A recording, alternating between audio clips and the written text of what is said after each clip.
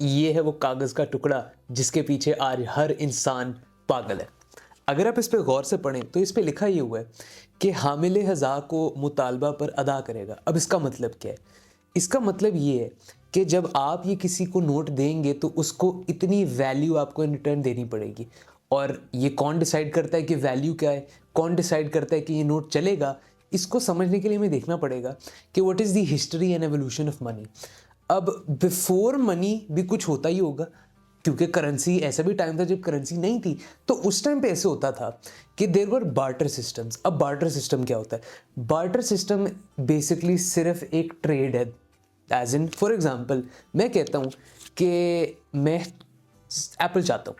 अब अगर मुझे एप्पल चाहिए तो मुझे कुछ ना कुछ किसी और को रिटर्न में देना पड़ेगा। लेकिन फॉर एग्जांपल लेट्स से कि अगर मुझे एप्पल चाहिए लेकिन मेरे पास इन रिटर्न देने के लिए सिर्फ ऑरेंजेस हैं। अब इसमें एक मसला है, आपको वो इंसान ढूंढना पड़ेगा जिसके पास देने के लिए एप्पल्स है और उसको चाहिए ऑरेंजेस हैं। अब इस तरह तो ढूंढना बड़ा मुश्किल होगा। This is called the double coincidence, कि मतलब आपको किस तरह से वो लोग मिलेंगे कि जिसको जो चीज़ आपको चाहिए उसके पास हो और जो आप इन रिटर्न देना चाहते हैं वो भी वो लेना चाहता है। अब that waste a lot of time, और ये काफ़ी देर तक इसी तरीके से चीज़ें चलती रहीं। इनफैक्ट इसमें एक और मसला होता था। उसमें मसला ये होता था कि there was a problem of unit of account, कि मतलब आप चीज़ें अगर ट्रेड कर रहे हैं तो कौन डिसाइड कर रहा है कि एक एप्पल एक ऑरेंज के बदले में, कौन ये डिसाइड कर रहा है कि एक एप्पल दो ऑरेंजेस के बदले में है। या फिर फॉर एग्जांपल एक कॉमन प्रॉब्लम देख लेते हैं, वो इस तरीके से है कि फॉर एग्जांपल एक शर्ट है वो एक मुर्गी के बराबर है। लेकिन ऐसे भी तो हो सकता है कि एक मुर्गी 24 अंडों के बराबर है। लेकिन ऐसे भी हो सकता है कि 24 अंडे आधे बकरे के बराबर हैं। ऐसे भी हो सकता है कि वो जो आधा बकरा है वो 3 मुर्गियों के बराबर है। तो इस तरीके से ट्रेड करना बड़ा मुश्किल हो जाता है कि आपको नहीं पता कि एक चीज़ की वैल्यू क्या है। इन रिटर्न टू दैट, इसमें फिर आपके पास आई करेंसी सिस्टम्स। अब वो करेंसी किस तरीके की आई? पहले हमारे पास ये डायरेक्टली नोट पे नहीं गए। पहले हमारे पास आई थी कॉइन्स या फिर कमोडिटी मनी, के मतलब हमने चीज़ों को इस्तेमाल किया एज अ करेंसी। अभी इस टाइम पे देर आर नो कॉइन्स और no money and people started using for example shells, for example चाय के पत्ते, फॉर एग्जांपल चावल के दाने या फिर नमक के ईंट। अब इसमें लेकिन मसला ये था, मतलब these were the common mode of currency, कि मतलब इंस्टेड ऑफ यूजिंग करेंसी आप समझें कि आप ये चाय के पत्ते इस्तेमाल कर रहे हैं या फिर आप चावल के दाने इस्तेमाल कर रहे हैं। लेकिन इसमें मसला ये था कि आप स्टोर नहीं कर सकते थे उनको, कि मतलब फॉर एग्जांपल किसी ने बहुत सारी ट्रेड करके बहुत सारे चावल के दाने इकट्ठे किए, लेकिन ऐसे भी हो सकता था कि वो चावल के दाने ख़राब हो गए। फॉर एग्जांपल ऐसे भी हो सकता था कि वो जो चाय के पत्ते हैं वो बकरा खा गए। तो इस तरह में काफ़ी सारे इस तरीके के मसले थे, और इसमें भी यूनिट ऑफ अकाउंट का मसला था। लेकिन इसमें एक ख़ास बात थी, इसमें ख़ास बात ये थी कि यू कुड यूज़ इट अगर आपने इस्तेमाल भी नहीं करना उसको। फॉर एग्जांपल आप ट्रेड के अलावा आप खुद भी इस्तेमाल कर सकते थे, कि फॉर एग्जांपल आपने राइस को ट्रेड नहीं करना किसी और चीज़ के साथ, मतलब आपने करेंसी को इस्तेमाल करके किसी कोई और चीज़ नहीं खरीदनी, आप उस चावल को खुद भी इस्तेमाल कर सकते थे। सही है। लेकिन मतलब फॉर एग्जांपल अगर आप इस कागज़ को देखें, आप कागज़ से सिर्फ और चीज़ें खरीद सकते हैं, लेकिन आप इस कागज़ का इस्तेमाल नहीं कर सकते अदर देन आग जलाने के लिए। सही है। तो अगेन इसके भी कुछ मसाइल थे। फिर हमारे पास आए कॉइन्स। अब कॉइन्स जो है वो काफ़ी 100 साल तक चलते रहे, क्योंकि कॉइन्स में कुछ ख़ास बातें थी, जिसमें आपके पास एक तो ड्यूरेबल थे, उनका यूनिट ऑफ अकाउंट आसानी थी, कि मतलब आपको पता था कि एक कॉइन इतना होता है, वो इतनी चीज़ें खरीद सकता है। और कॉइन्स काफ़ी देर तक कॉमन मोड ऑफ करेंसी चलते रहे, जिसमें आपके पास सिल्वर में चलते रहे, जिसमें आपके पास गोल्ड चलते रहे, और काफ़ी रेयर मेटल्स जो कि as a mode of currency चलते रहे। और इन्होंने काफ़ी इश्यूज़ को एड्रेस कर लिए। ट्रेड करना बहुत आसान हो गया था छोटे छोटे कॉइन्स में, जो कि काफ़ी देर तक लास्ट भी करते थे। और इसी के साथ साथ हमने देखा कि बैंकिंग साथ साथ इमर्ज करना शुरू होगी। अब बैंकिंग किस तरीके से इमर्ज की? अब बैंकिंग आप इस तरह से समझे कि देखें, जब जैसे आप ट्रेड करें बहुत ज़्यादा, आपके पास काफ़ी सारे कॉइन्स भी आ गए हैं। अब ज़हरी सी बात है कि आप सारे कॉइन्स तो इस्तेमाल नहीं करेंगे। जब कॉइन्स आप इस्तेमाल नहीं कर रहे तो फिर बैंकर्स आपको कहते थे कि you can deposit the coins with us. ठीक है। अब जब बैंकर्स ने कॉइन्स जमा करने शुरू कर लिए अब वो जो ट्रेड जो लोग कर रहे थे, जो आपस में कोई ख़रीदारी कर रहे थे या कोई चीज़ बेच रहे थे, वो ये कहते थे कि बजाय कि मैं इतने सारे कॉइन्स पहले बैंक से निकलवाऊँ, फिर मैं बैंक से जब निकलवाऊँगा तो उसके बाद जाके मैं उसको दूँगा, फिर वो अगला बंदा बैंक में जाके अपने डिपॉज़िट करवाएगा। तो बैंक्स ने क्या किया, बैंक्स ने एक पर्ची देना शुरू कर दी कि फॉर एग्ज़ाम्पल मैंने 1 तोला सोना रखवाया बैंक में, तो वो मुझे पर्ची दे देता था जिसके ऊपर लिखा था कि इस पर्ची के अगेंस्ट आपको 1 तोला सोना मिल जाएगा। और बजाय कि बंदा वो 1 तोला सोना निकलवाए, फिर उसके बाद कोई चीज़ जाके ख़रीदे और फिर वो जो अगला इंसान जो इस्तेमाल कर रहा है वो दोबारा जाके जमा करवाए, वो कहता था कि यार क्यों ना मैं इस बंदे को ये पर्ची दे दूं जिससे वो जाके अगर तो उसको ज़रूरत होगी तो वो गोल्ड जाके निकलवा लेगा और वो इस्तेमाल कर लेगा। लेकिन हुआ ये, क्योंकि इसकी कन्वीनियंस बहुत थी इस पर्ची की इतनी कन्वीनियंस थी कि लोगों ने फिर गोल्ड को कॉइन्स को इस्तेमाल करना छोड़ दिया और उन्होंने वो पर्चियाँ इस्तेमाल करना शुरू कर दी जिसके ऊपर लिखा हुआ था कि अगर आप ये बैंक को जाके पर्ची देंगे तो आपको इन रिटर्न इतना गोल्ड मिल जाएगा। लेकिन लोगों ने गोल्ड इस्तेमाल करना छोड़ दिया and this was the era of the gold standard.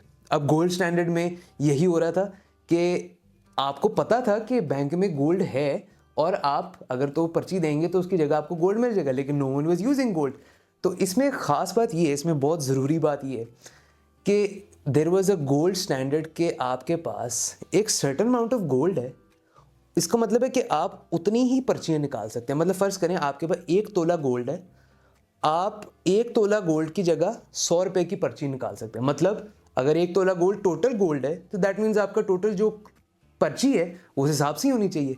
लेकिन ओवर टाइम होने ऐसे शुरू हुआ कि गवर्नमेंट्स ने स्पेशली अमेरिका ने जितना गोल्ड था उससे ज़्यादा पर्चियाँ प्रिंट करना शुरू कर दी। इसका मतलब क्या है?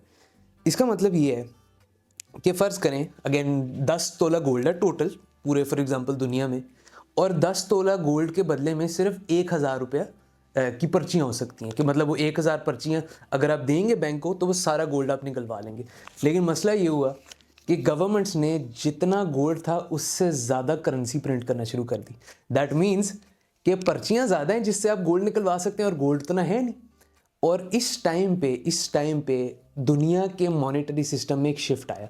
अब वो शिफ्ट क्या था? 1971 में अमेरिकन प्रेसिडेंट ने ये इसको जो लिंक है जो करेंसी का और गोल्ड का, वो जो लिंक है कि मतलब अगर आप वो पर्ची देंगे तो आपको गोल्ड मिल जाएगा, 1971 में रिचर्ड निक्सन ने ये लिंक को ख़त्म कर दिया कि एज इन कि अब वो जो पर्ची है it is not backed by any gold.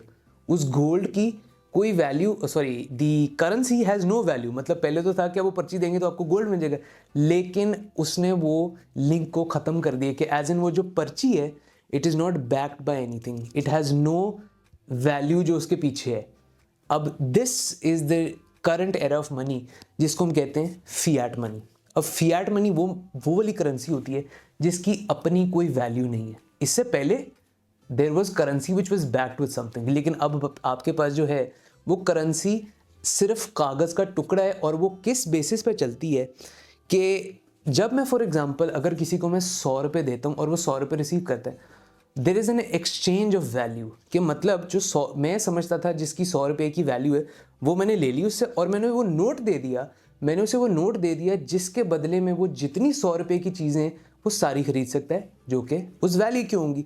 तो ओवरऑल अगर हम देखें पैसे के जो आज पैसा है उसको हम कहते हैं फियाट मनी जिसकी कोई अपनी वैल्यू नहीं है, लेकिन वो समझे एक पर्ची है जो कि उस वैल्यू की सारी चीज़ें खरीद सकता है। It is the ticket that will buy you stuff. उसकी अपनी कोई वैल्यू नहीं है लेकिन वो और चीज़ों को ज़रूर खरीद सकता है।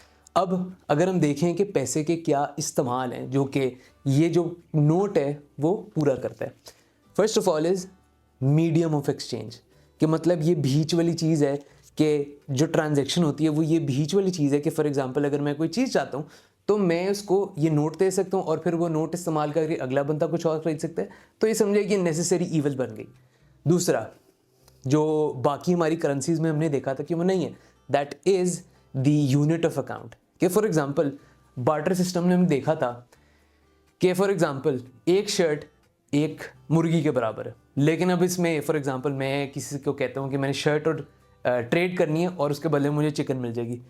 लेकिन ये कौन तय करता है कि एक शर्ट और एक मुर्गी के बराबर? ऐसे भी तो हो सकता है कि वो मुर्गी भारी हो, तो अब इसमें किस तरह से हम ट्रेड कर सकते हैं? अब मैं उसे 1.5 शर्ट तो मैं दे नहीं सकता। तो इस तरीके से बेहतर ये है कि आप करेंसी इस्तेमाल करें, पेपर करेंसी, जिसमें आपको पता है कि 1000 की एक शर्ट मिल जाएगी। और अगर फॉर एग्जांपल वो लार्ज शर्ट है तो आप कह सकते हैं कि वो 1100 की शर्ट मिल जाएगी। तो इसमें हमारा जो यूनिट है, जो मेजरमेंट का तरीका है, वो बहुत आसान होता है। और तीसरा, that is store of value, जो कि अगेन हमारा जो कमोडिटी मनी था, जिसमें हम पत्ता इस्तेमाल कर रहे थे, चावल के दाने इस्तेमाल कर रहे थे, उसमें मसला था कि आप ज़्यादा देर तक वो वैल्यू होल्ड ही नहीं कर सकते। वो चावल हो सकता है ख़राब हो सकता है वो नमक वो ख़राब हो सकता है वो नमक वो पानी में मिल के आपका सारा उड़ जाए जो आपने पैसा इकट्ठा किया हुआ था। तो अगेन पेपर करेंसी के 3 मेन फंक्शंस है, that is medium of exchange, the store of value and unit of account. ये तीनों जो फंक्शंस हैं, ये वाला नोट या फिर जो ऑनलाइन बैंकिंग है, ये जो कॉइन इस्तेमाल करते हैं, ये तीनों आज फुलफिल करता है। And I'd like to leave with a quote that is completely unrelated. वो ये है बाय नवाल राविकांत।